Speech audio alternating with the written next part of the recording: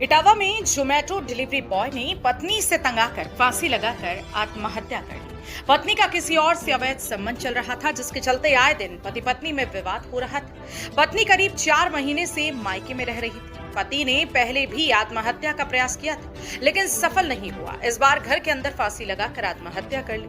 मृतक पति गुड़गांव में जोमेटो बॉय का काम करता है। 5 दिन पूर्व घर पर कार्यक्रम में शामिल होने के लिए आया। इटावा जनपद के थाना सिविल लाइन इलाके के अनूप नगर के रहने वाले युवक रणधीर ने घर में फांसी लगाकर आत्महत्या कर ली। रणधीर अपने परिवार के साथ में खेत पर गया हुआ था।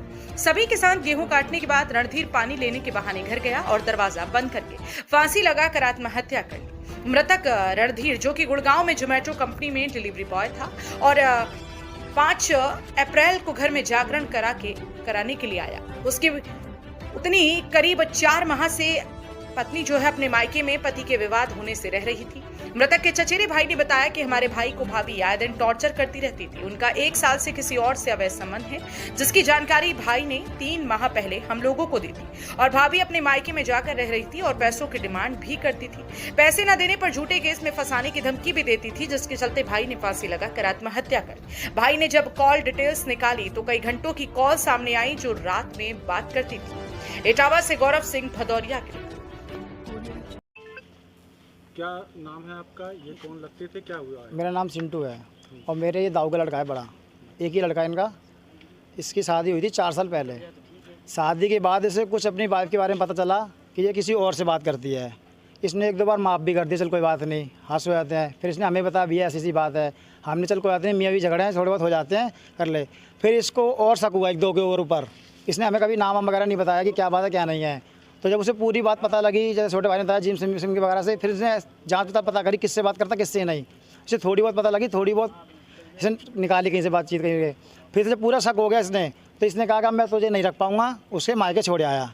और लड़की ने घर पे ही बोल दिया था मुझे तेरे साथ नहीं रहना और न तेरी शक्ल देखनी है न तेरी माँ की शक्ल देखनी है। अब ये 1.5 महीना पहले की बात है। और उसके बाद फिर उसके घर वाले कोई भी इसे वापस छोड़ने नहीं आए कि क्या बात है क्या, कोई छोड़ने नहीं आया। फिर लड़की ने फिर 1-2 बार कॉल भी करी, भाई ने बात करनी, उसने बात करना ही बंद कर दिया बिल्कुल ही। फिर रात के 12 बजे चेक कर रहा है तो उसका फ़ोन ऑनलाइन जा रहा है।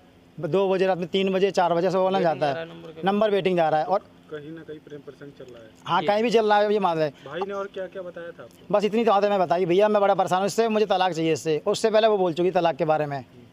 तो हमने चल कोई बात नहीं, आपसे संबंध है, बात कर लो, देख लो क्या हो, कोई बात नहीं। मगर इस लेडीज़ ने मान लो बात करने के लिए कोई बात ही करना बंद कर दिया इसने। अभी इसने कॉल भी करी, बात करनी तो बात ही ना करा करे कि मुझे उससे बात ही नहीं करनी।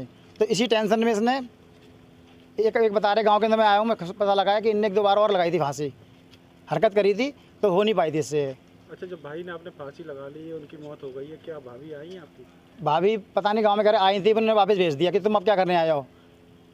अब क्या करने आया, जो इंसान चला गया हमारा, उससे पहले आया था तो इंसान जाता नहीं हमारा।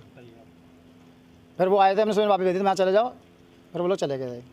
भाभी का प्रेम प्रसंग जो चल रहा था, कब से चल रहा था, कब जानकारी आप लोगों को हो पाई? हमें तो भाई ने बताया था अभी 3 महीने पहले। इसने अपने मुँह से चल तो साल भर रहा, इसने अपने मुँह से बताया भैया 3 महीने पहले बड़ा परेशान हूँ अपनी वाइफ से, मैं क्या करूँ मैं। अब क्या कार्रवाई कर रहे हैं आप लोग? अब देखो क्या करे प्रशासन।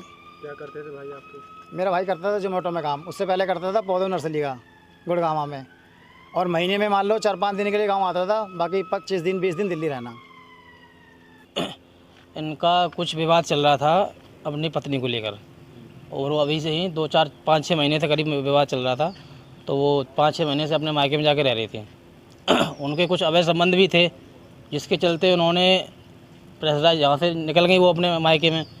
उसके बाद फिर वहाँ से इनके पास फ़ोन कर देते कभी कि पैसे डालो हमारे पास, नहीं तुम्हारे पास तुम्हारे ऊपर दहेज का केस लगा देंगे, पैसे नहीं डालोगी तो। इस वजह से हमारे भाई ने तंग आकर ये सुसाइड का अपनाया। इस भाई हमारे को इतना प्रेशराइज किया था उन लोगों ने कि उसके वो मजबूर हो, बहुत ज़्यादा मजबूर होकर तब उन्होंने ये कदम उठाया उसने। तो आखिर आपने कहा प्रेम प्रसंग थी, तो आखिर ऐसा क्या हुआ था कि भाई ने ऐसा कुछ देखा, क्या हुआ था? भाई उसने कॉल डिटेल्स थी उनकी, उन्होंने अपने वाइफ के फ़ोन का, जैसे कि जियो का सिम होता है, उसका OTP ले रखा था माई जियो ऐप में। तो उसमें सारी कॉल डिटेल्स का रिकॉर्ड जो है चेक कर सकते हैं। तो वो रिकॉर्ड इनके पास रहता था। तो वही पूरी रात में 6-6 घंटे 8-8 घंटे नंबर वेटिंग जाना, या 8-8 घंटे की कॉल डिटेल्स उसमें आ रही थी। इस वजह से ये मामला उनके सामने आया। बताया जा रहा है कि ये कब से इन लोगों के बीच जो प्रेम प्रसंग आप बता रहे चल रहा था, तो वो जिससे चल रहा था वो कहाँ के रहने वाले थे? वो रहने वाले तो खैर अभी हम नहीं बता सकते कहाँ के थे, कंफर्म नहीं है, लेकिन चल रहा था वो करीब साल भर से। इस वजह से उनकी आपस में अनबन चलती ही रहती थी। शादी को कितना टाइम हो गया? शादी को हो गए 4 साल। तो आप लोगों को घटना के बारे में कैसे जानकारी हुई है? हम लोग इनके भी गेहूँ कट रहे थे, खेत से हम लोग काम कर रहे थे। ये भाई हमारा सिर्फ पानी लेने के लिए घर पे आया था, बाकी हम तीन घर हैं हमारे, तीनों घर खेत पे ही मौजूद थे। तो ये पानी लेने के बहाने घर पे आया, तो घर पे इनको लगा समय, तो इनकी माताजी या पिताजी ने बोला कि इसको समय बहुत लग गया घर पे, एक बार घर पे जाके चेक करो, ये कुछ कर तो नहीं लिया इसने। तो इस चक्कर में ये माताजी हमारे घर पे आई, ताई जी, तो उन्होंने देखा ये सुसाइड कर लिया इन्होंने दरवाज़ा बंद करके। तो उन्होंने रोना धोना चालू कर दिया। तो मोहल्ले वालों सब लोगों ने इकट्ठा होकर दरवाज़ा तोड़ा, और उसके बाद जब लगा कि थोड़ी बहुत उसमें जान है, तो दरवाज़ा तोड़ के बॉडी को नीचे उतारा हम लोगों ने सबने, और उसके बाद सीधा जिला अस्पताल पहुँचाया। यहाँ पर आकर डॉक्टरों ने मृत घोषित कर दिया। भाई ने आपके सुसाइड कर लिया है? जी हाँ, भाभी के किसी और से अवैध संबंध थे, ये आप लोगों को कैसे जानकारी हुई? कॉल रिकॉर्ड के जरिए। भाई ने कभी बताया था? हाँ, भाई ने बिल्कुल बताया, हर बात शेयर करता था हम लोगों बताता से। भी था, और एक दो बार